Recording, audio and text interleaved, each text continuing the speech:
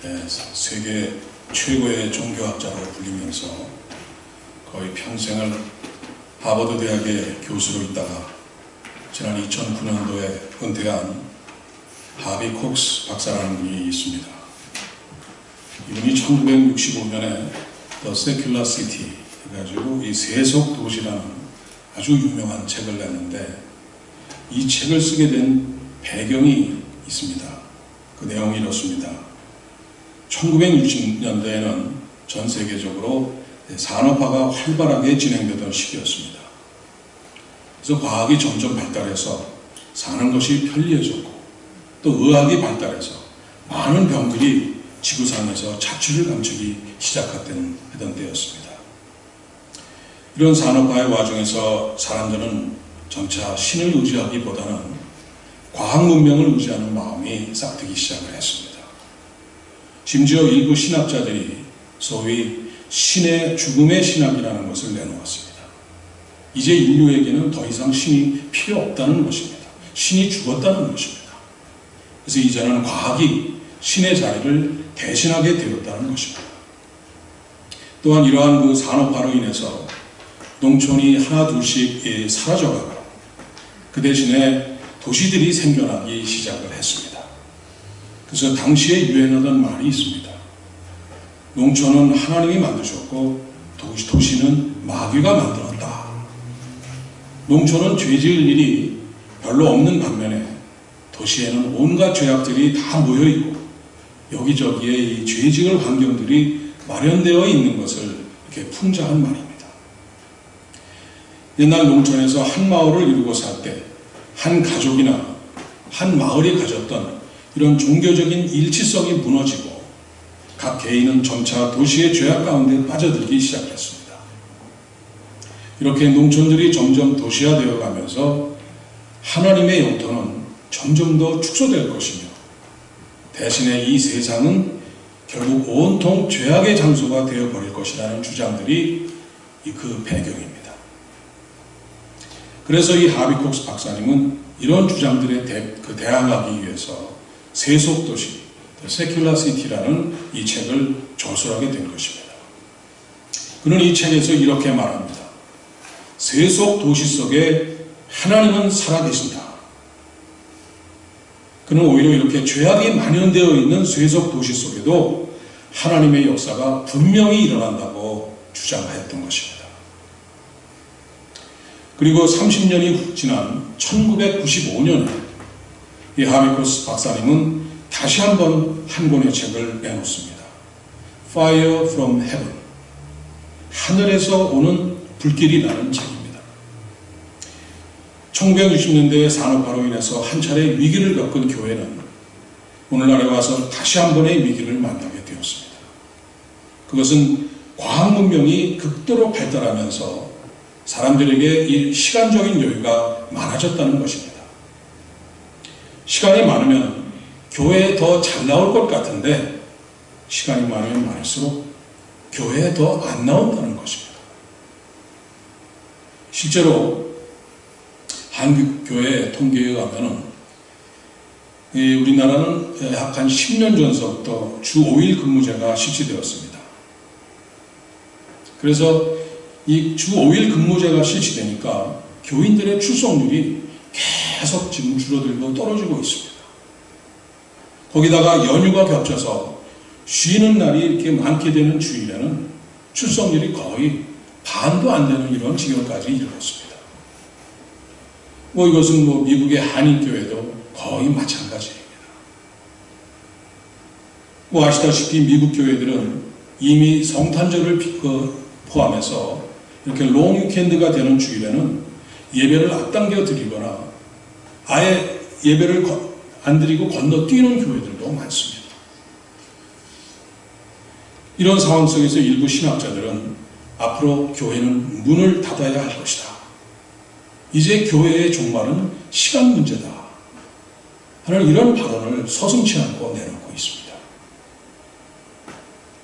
그래서 하비 콕스 박사는 다시 Fire from Heaven, 하늘로부터 오는 불길이라는 이 책을 쓰게 된 것입니다. 이 책에서 그는 이렇게 말합니다. 교회는 맨 처음에 무엇으로 시작되었는가? 교회는 성령 운동으로 시작되었다. 아무리 세상이 변하고 환경이 변해도 성령의 역사는 오늘도 변함없이 계속될 것이다. 교회는 오직 성령의 역사와 성령의 은혜로만 존재하고 부흥하는 것이다. 이렇게 썼습니다.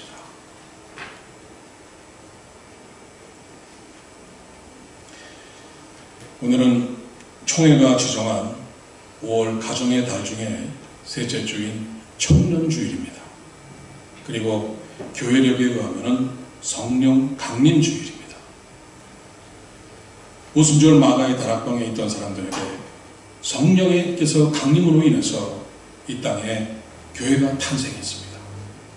그리고 2000년의 세월이 흐른 후에 마가의 다락방에 임하셨던 바로 그 성령께서 임하심으로 인해서 우리 은혜와 평강교회가 3년 반 전에 탄생한 것입니다. 이렇게 교회는 성령께서 역사하시로 인해서 탄생할 수가 있는 것입니다. 교회는 성령께서 시작하시고 성령께서 인도하시고 성령께서 부흥으로 인도해 주시는 것입니다. 오늘도 성령께서 우리 교회에 충만하게 역사해 주시기를 기원합니다. 성령께서 우리 교회를 지키시고 우리가 하고자 하는 모든 일들을 주장해 주시기를 기원합니다. 하나님께서 우리 은혜와 평강교회를 통해서 계획하신 모든 일들을 성령을 통하여 이루어 주시기를 축원합니다. 오늘 본문을 다 같이 우리 사도행전 1장 8절을 다시 한번 한 목소리로 읽습니다. 다 같이 읽습니다. 오직 성령이 너희에게 임하시면 너희가 권능을 받고 예루살렘과 온 유대와 사마리아와 땅끝까지 이르러 내 증인이 되리라 하시니라. 이 말씀은 주님께서 승천하시기 전에 모여있는 제자들에게 예루살렘을 떠나지 말고 주님께서 말씀하신 대로 하나님 아버지께서 약속하신 것을 기다리라고 하시면서 주신 말씀입니다. 성령이 임하시면 권능을 받고 예수 그리스도의 증인이 된다고 하신 말씀입니다. 과연 그렇습니까? 성령이 임하시면 권능을 받고 예수 그리스도의 증인이 되십니까? 오늘 우리는 예수님의 수제자인 이 베드로를 중심으로 다시 한번 확인해 보도록 하겠습니다. 베드로는 부활하신 주님을 한 번도 아닌 두 번씩이나 만난 이러한 제자입니다. 그런데도 그는 다시 어부의 생활로 돌아가 버립니다. 부활하신 주님을 만났으면 펄펄 뛰면서 부활하신 주님을 증거하러 다녀야 될 것 같은데 베드로는 그렇게 하지 않았습니다. 나는 물고기 잡으러 가노라 하면서 가버렸습니다. 예수님께서 부활하신 것은 확실한데 그것이 나하고 무슨 상관이냐 하는 그런 태도입니다. 예수님의 수제자로서 3년 동안 예수님과 동락하면서 이루 말로 다 표현할 수 없는 엄청난 기사와 기적들을 체험하고 무리를 걸어보기도 하니 베드로가 어떻게 이럴 수가 있습니까? 더구나 예수님께서 베드로를 찾아오셔서 내가 나를 사랑하느냐 3번을 물으실 때 예수님께서는 내 양을 먹이라고 당부를 하셨습니다. 주님을 3번씩이라고 모른다고 부인한 베드로가 주님께서 양을 먹이라고 그 수제자의 권위를 다시 회복시켜주고 주님께서 그 귀한 사명을 여기신 것을 다시 맡겨주었으면 정말 감사하고 감격해야 될 것 같은데 이 베드로는 그렇게 하지 않았습니다. 주님께서 이 사명을 맡기신 후에 주님께서 베드로에게 너는 나를 따르라 이렇게 말씀하셨습니다. 그랬더니 베드로는 그 말씀은 아예 대답도 없습니다. 대신에 옆에 있는 요한을 바라보면서 주여 이 사람은 어떻게 되겠습니까? 딴청을 피우고 있습니다. 그래서 주님께서 맡겨주신 사명에는 전혀 관심이 없는 태도입니다. 내 양을 맡겨주신 일을, 먹이는 일을 맡겨주신 것은 감사한데 도대체 그게 나와 무슨 상관이 있겠습니까? 이런 도대체 황당무계한 반응을 보이고 있는 겁니다. 그런데 이런 베드로가 나중에 성령을 받은 후에는 어떻게 변합니까? 사도행전 2장을 보면 베드로의 첫 번째 설교가 기록되어 있습니다. 그 설교가 얼마나 능력 있는 설교였는지 그 자리에서 3,000명이 회개하고 돌아왔습니다. 베드로가 여러분 누굽니까? 어부 아닙니까? 이 성경의 베드로를 향해서 헬라어 원어로 아그람마토이라고 말했습니다. 이 아그람마토이가 무슨 말이냐면 배우지 못해서 글도 읽을 줄 모르는 무식한 사람이라는 말입니다. 다시 말해서 우리나라도 그 말로 인해서 남 놓고 기업자도 모르는 사람이 하나님의 그 위대하신 구속 역사를 꿰뚫는 이러한 대단한 설교를 하는 것입니다. 그 설교를 듣고 3,000명이 다 회개하고 주님께로 돌아오는 놀라운 일이 일어난 것입니다. 한 번은 성전에 기도하러 올라가다가 거기에 앉아있는 안진뱅이를 보게 됩니다. 그런데 베드로는 이 안진뱅이를 그날만 본 것이 아닙니다. 성전의 기도 시간 때마다 오르락내리하면서 매일 보던 안진뱅이였습니다. 그런데 오늘은 다릅니다. 평소에는 관심이 없이 그냥 지나쳐 버렸는데 오늘은 다릅니다. 그에게 다가가서 은과 금은 내게 없거니와 내게 있는 이것을 내게 주노니 나사렛 예수 그리스도의 이름으로 일어나 걸어라 하고 말했습니다. 그랬더니 그 안진뱅이가 일어나서 걷고 뛰면서 하나님을 찬양하는 이런 믿지 못할 놀라운 역사가 일어나는 것입니다. 그러자 이 모습을 본 사람들이 너무 놀라서 소문을 막 퍼뜨리게 했고 삽시간에 소문이 퍼져서 수많은 사람들이 구경을 하러 모여들었습니다. 그러자 또 베드로는 또 이때를 놓치지 않고 너희가 회개하고 돌이켜 죄사함을 받아라 하고 또 설교를 했습니다. 그랬더니 그 자리에서 5,000명이 회개를 하고 우리 예수님을 영접하는 놀라운 일이 그 자리에서 또 일어났던 것입니다. 그래서 이 모습을 보고 있던 사두개인들이 고발을 해서 베드로는 감옥에 갇히게 됩니다. 이튿날 베드로는 산헤드린 공회 앞에 서게 됩니다. 여러분, 산헤드린 공회가 무엇입니까? 이 산헤드린 공회는 바로 얼마 전에 주님을 십자가에 못 박기로 결정했던 유대교 최고의 의결기구입니다. 그런데 베드로는 바로 그 공회원들을 향해서 당신들이 십자가에 못 박아 죽인 그 예수를 하나님께서, 우리 하나님께서 부활시켰다고 담대하게 또 공회원들을 향해서 설교를 합니다.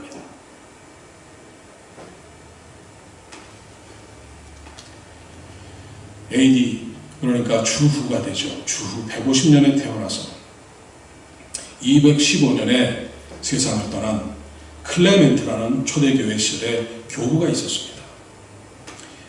이 클레멘트 교부가 이런 기록을 남겼습니다. 베드로에 대한 기록입니다. 베드로는 자기와 같은 시간에 사형장으로 끌려가는 아내를 보았습니다. 그는 아내와 함께 천국에 들어가게 된 것을 기뻐하면서 여보, 우리 주님을 기억하십시다 하고 격려했습니다. 여러분, 베드로는 부활하신 주님을 보고도 별 생각이 없는 사람이었습니다. 다시 어부의 생활로 돌아갔던 사람입니다. 내 양을 먹이라는 사명을 맡겨주신 그 주님에게도 나를 따르라 하고 불렀는데도 딴청을 피우고 있던 사람이었습니다. 사명 같은 것에는 아예 관심이 없던 그러한 사람이었습니다. 그런데 그가 놀랍게 변합니다. 난 놓고 기억자도 모르는 무자가 한 번은 3,000명, 한 번은 5,000명을 회개시키는 이러한 놀라운 설교를 합니다. 산헤드린 거기에 서서도 그 회원들을 놓고 놀라운 설교를 담대하게 했습니다. 평소에는 관심도 없던 안전벨에게 다가가서 나사렛 예수 이름으로 일어나 걸으라고 이렇게 놀라운 또 기적도 해놨습니다. 그렇게 겁쟁이였던 그가 담대하게 감옥에 가서도 담대하게 설교를 하고 사내들인 공예도 두려워하지 않고 설교하는 이런 놀라운 일을 했던 것입니다. 나는 보고 들은 것을 말하지 않을 수 없다고 이런 담대한 설교를 합니다. 그리고 결국은 십자가에 거꾸로 매달려 순교의 영광 가운데 들어갑니다. 도대체 무엇이 베드로로 하여금 이렇게 변하게 만들었습니까? 도대체 베드로에게 무슨 일이 일어났던 것입니까? 바로 사도행전 2장 1절에서 4절에 그 이유가 기록되어 있습니다. 우리 다 같이 우리 또 한 목소리로 다시 한 목소리 한번 보십니다. 오순절 날이 이미 이름에 그들이 다 같이 한 곳에 모였더니 호련히 하늘로부터 급하고 강한 바람 같은 소리가 있어 그들이 앉은 온 집에 가득하며 마치 불의 혀처럼 갈라지는 것들이 그들에게 보여 각 사람 위에 하나씩 임하여 있더니 그들이 다 성령의 충만함을 받고 성령의 말하게 하심을 따라 다른 언어들로 말하기를 시작하니라.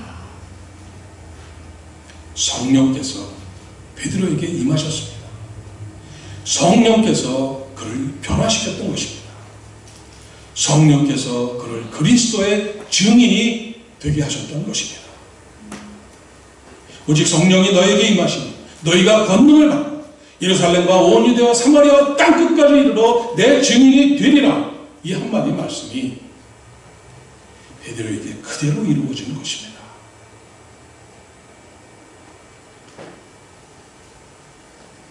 오늘 우리도 마찬가지입니다.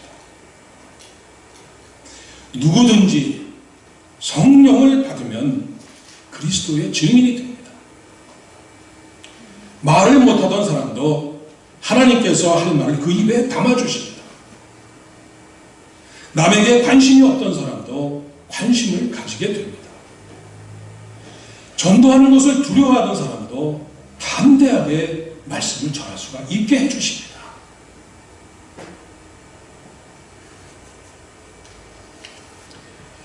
(1761년에) 영국의 노스햄튼이라는 작은 마을에 가난한 가정에서 태어난 이 윌리엄이라는 소년이 있었습니다. 너무나 가난했기 때문에 초등학교밖에 나오지 못하고 상급학교에 진학하지 못하고 어린 나이에서부터 벌써 구두수송복이 됩니다. 그러던 그가 나이 19살이 되던 때에 어느 기도 모임에 참석을 합니다. 거기서 이 윌리엄은 주님을 영접하고 뜨거운 성령 체험을 하고 성령 세례를 받습니다. 그는 뜨거워진 마음을 주체할 수가 없었습니다.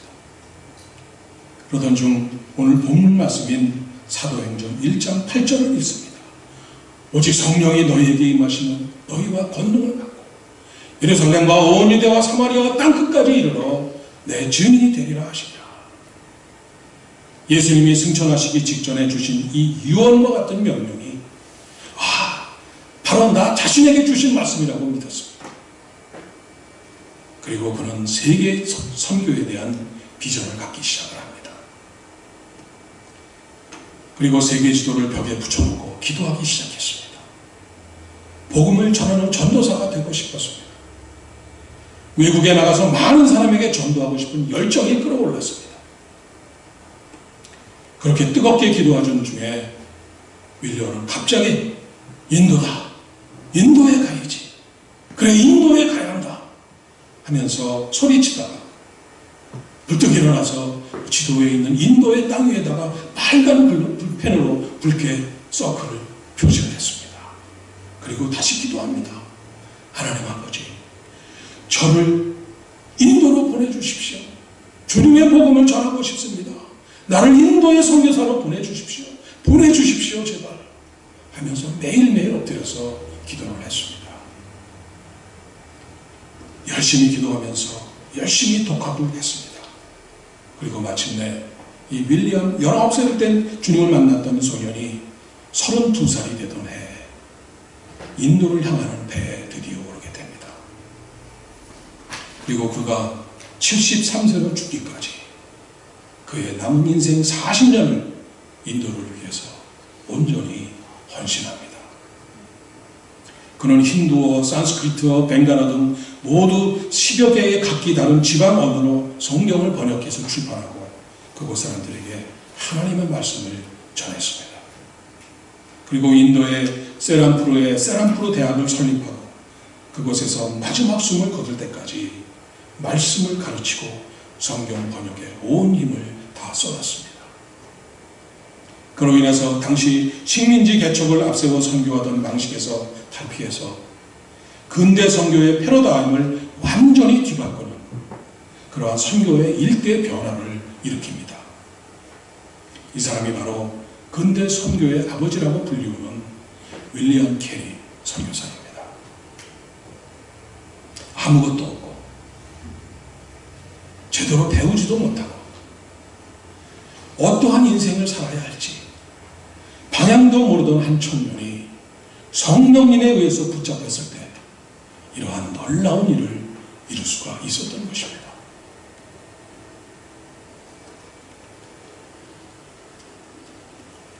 저는 오늘 여러분들에게 다시 한번 생활 전도를 시작하자고 말씀드립니다. 저희들의 일상생활, 저희들의 삶의 자세와 저희들이 던지는 말 한마디, 모든 행동이 먼저 하나님이 보시기에 또 이웃들이 보기에 바로 서 있는 것이 생활 전도의 시작이라고 말씀을 드렸습니다. 그러면 이제는 우리는 씨를 뿌려야 됩니다. 씨를 뿌리지도 않고 거둘 수는 없습니다.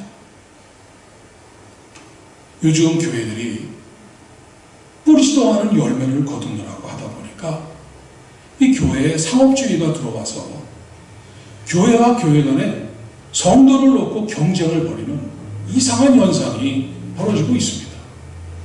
신문 광고에 최고의 교회, 최고의 설교자, 최고의 목회자, 최고의 시설, 이러한 그 이상한 상업적 광고 문구가 난무하는 정말 부끄러운 일들이 오늘 지금 벌어지고 있습니다.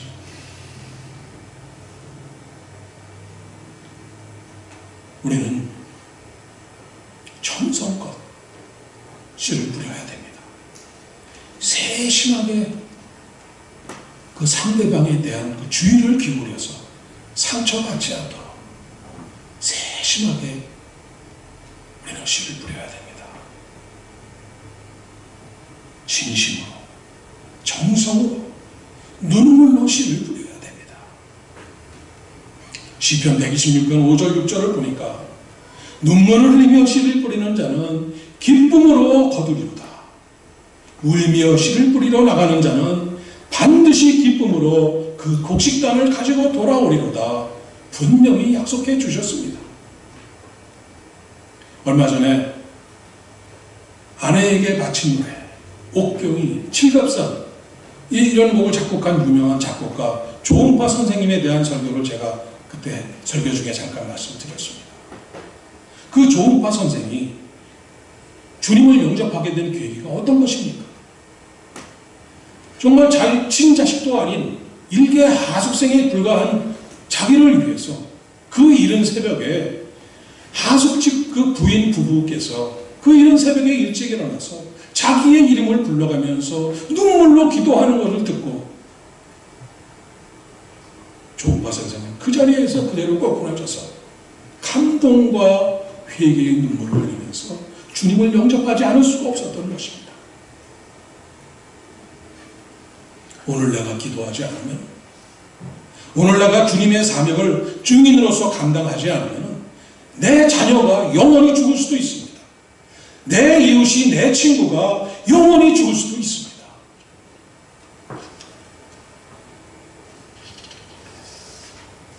이제 또 우리들은 우리들의 전도 대상의 이름과 그들이 사는 주소를 적어서 윌리엄 캐리가 세계 지도를 자신의 벽에다 붙여놓고 자신의 선교지 인도에다 빨갛게 줄을 치워놓고 기도를 했던 것처럼 우리는 오늘부터 나의 전도 대상자들의 이름과 그 주소를 벽에다가 써놓고 간절히 기도의 씨를 뿌려야 됩니다. 그리고 투면할 때마다 엎드려 기도하면서 뿌린 씨앗에 우리의 물 대신, 우리의 눈물로 대신 물을 주면서 뿌려야 돼. 심어야 그 기도를 해야 됩니다. 그러다가 줄기가 솟아나고 싹이 돋아나고 줄기가 솟아나고 열매를 맺을 때 그때 우리는 추수할 바구니를 들고 나가서 추수할 수가 있는 것입니다. 이것이 바로 생활전도입니다. 이것이 진정한 생활전도이고 하나님이 기뻐하시는 전도고 선교입니다. 이것이 성령 충만함을 받은 사람들이 감당해야 될 첫 번째 사명, 땅끝까지 이르러 예수 그리스도의 증인이 되는 것입니다.